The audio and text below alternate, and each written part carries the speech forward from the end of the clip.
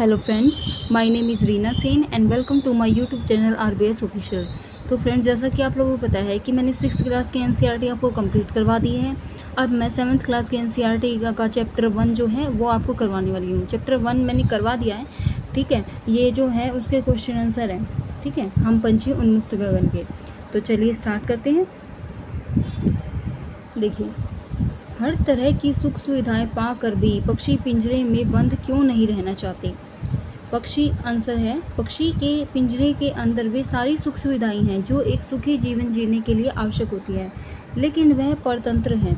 हर तरह की सुख सुविधाएं पाकर भी पक्षी पिंजरे में बंद नहीं रहना चाहते। परतंत्र मीन्स कि वह एक तरीके से ना अपना अपना जो उनका मन करता है ना वो नहीं कर सकते हैं, ठीक है। और जो वो नहीं कर सकते हैं उनको ही परतंत्र कहा गया है, क्योंकि लोकतंत्र जो लोगों का तंत्र होता है और परतंत्र जो लोगों का तंत्र नहीं होता, ठीक है, जिसमें राजा की चलती है परतंत्र में, ठीक है। तो राजा कौन हो गया यहाँ पे, जो जिसका पिंजरा है और उन्होंने बंद करके रखा हुआ है पक्षी को पिंजरे के अंदर, तो वो है, ठीक है। वो क्या है, वो मतलब कि एक तरीके से राजा हो गया, ठीक है। तो क्या कहा है कि पक्षी के ये लेकिन परतंत्र है, हर तरह की सुख सुविधाएं पाकर भी पक्षी पिंजरे में बंद नहीं रहना चाहते। उन्हें बंधन नहीं अपितु स्वतंत्रता पसंद है।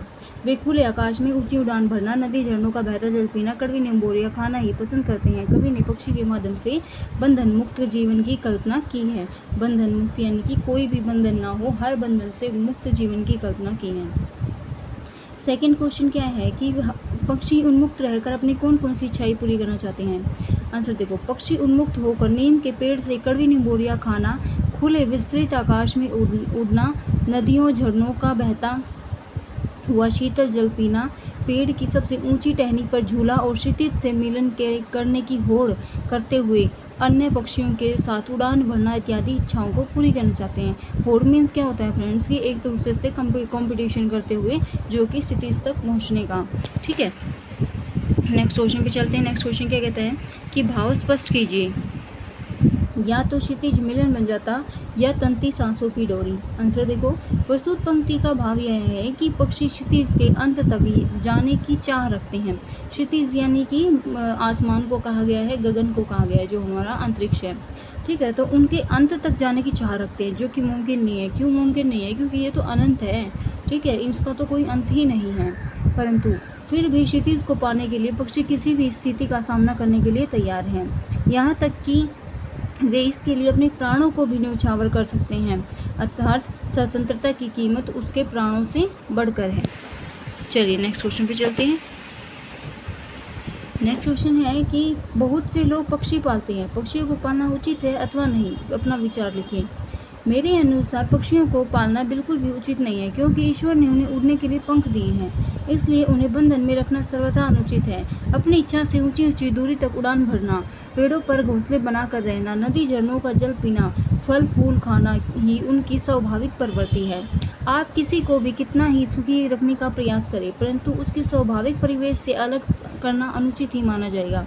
आज़ादी अनमोल है, सैकड़ों स्वर्णिम मुद्राएं देकर भी उसे खरीदा नहीं जा सकता। स्वर्णिम मुद्रा यानी कि सोने की जो सिक्के होते हैं ना, उनको कहा गया है। चलिए नेक्स्ट क्वेश्चन पे चलते हैं।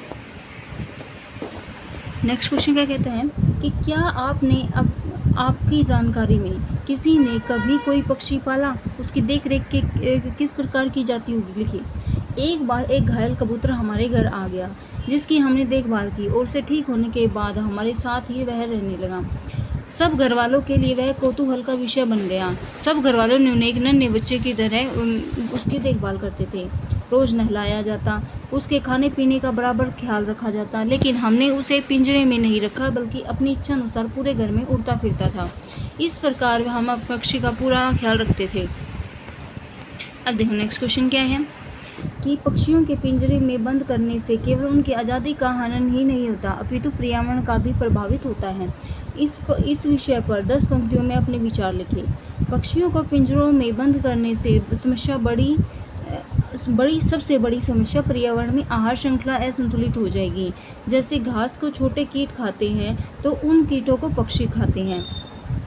यदि पक्षी न रहें तो इन कीटों की संख्या में वृद्धि हो जाएगी और हमारी फसलों के लिए उचित नहीं है।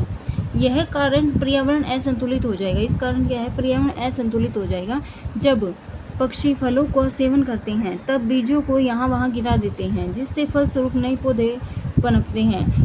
कुछ पक्षी हमारी फैलाई गंदगी को खाते हैं, जिससे पर्यावरण साफ रहता है, और यदि वे पक्षी नहीं रहेंगे तो पर्यावरण दूषित हो जाएगा और मानव कई बीमारियों से ग्रसित हो जाएगा। जिस प्रकार पर्यावरण जरूरी है उसी प्रकार पक्षी भी जरूरी है। दोनों एक दूसरे के पूरक हैं, एक के बिना दूसरे की कल्पना भी नहीं की जा सकती। चलिए नेक्स्ट क्वेश्चन पे चलते हैं। भाषा की बात। देखो क्या कह रखा है कि स्वर्ण श्रृंखला और लाल किरणसी में रेखांकित शब्द गुणवाचक है, यानी कि स्वर्ण श्रृंखला और लाल किरणसी मतलब कि क्या हो गया, जो स्वर्ण श्रृंखला यानी श्रृंखला का विशेषता क्या हो गई कि वो स्वर्ण है यानी सोने की है, और किरण की विशेषता क्या होगी कि वो लाल है। तो ये कौन सा विशेषण हो गया, गुणवाचक विशेषण हो गया। ठीक है, तो कविता से ढूंढकर इस प्रकार के 3 और उदाहरण निकले। देखो पुलकित पंख, कटुक निमोरी, कनक कटोरी, ये 3 भी ऐसे ही शब्द हैं। अब देखो क्वेश्चन नंबर 7, भूखे प्यासे में द्वंद्व समास है। द्वंद्व समास कौन सा होता है फ्रेंड्स, तो द्वंद्व समास होता है जिसमें कि पहला और दूसरा पद दोनों ही बराबर बराबर प्रदान होते हैं। ठीक है, दोनों ही प्रदान होते हैं। ठीक है, जैसे माता पिता। ठीक है, देखो मैं आपको इधर लिख के बताती हूँ थोड़ी सी, जैसे माता पिता। ठीक है, अब अगर इसके ये दोनों ही इक्वल हैं भाई, माता भी इक्वल है और ये पिता भी इक्वल है। ठीक है, दोनों ही इक्वल है। कोई भी 2 चीज़ें जो बिल्कुल इक्वल मैटर करती हैं, ठीक है, वो द्वंद्व समास में आते हैं। अब इनके बीच में हम और लगा देंगे, माता और पिता। ठीक है, भाई और बहन, ऐसे ही भूखा और प्यासा, मतलब कि दोनों ही सेम मैटर करती हैं। जब जो चीज़ें वो किस में आती हैं, हमारी द्वंद्व समास में आती हैं। इन दोनों शब्दों के बीच लगे चिन्ह को समासिक चिन्ह कहते हैं। ये जो चिन्ह होता है समासिक चिन्ह कहते हैं। ठीक है, और एक इनको योजक चिन्ह भी कहते हैं। ठीक है, इस चिन्ह से और का संकेत मिलता है, जैसे भूखे प्यासे, भूखे और प्यासे। इस प्रकार के 10 अन्य उदाहरण खींच कर लिखिए। देखो, अमीर गरीब, सुख दुख, रात दिन, तन मन, मीठा खट्टा, अपना पराया, पाप पुण्य, सही गलत, धूप छाँव, सुबह शाम। ये जो दे रखे हैं ना इन्होंने, ये सारे ही अपना एक मैटर करते हैं बिल्कुल। ठीक है, सबकी इंपॉर्टेंस है। इस अमीर की अपनी इंपॉर्टेंस है, गरीब की अपनी इंपॉर्टेंस है, सुख की अपनी है, दुख की अपनी है, रात की अपनी है, दिन की अपनी है। ठीक है, तो इस तरीके से है। तो आप आई होप आपको ये समझ में आया होगा। इधर आपका चैप्टर जो है फिनिश होता है। तो फ्रेंड्स, वीडियो कैसी लगी है कमेंट में लिख के ज़रूर बताइएगा। अच्छी लगी है तो वीडियो को लाइक कीजिएगा और शेयर कीजिएगा, और अगर आपको ऐसी ही वीडियो चाहिए हैं तो वो चैनल को सब्सक्राइब कीजिएगा। Thank you.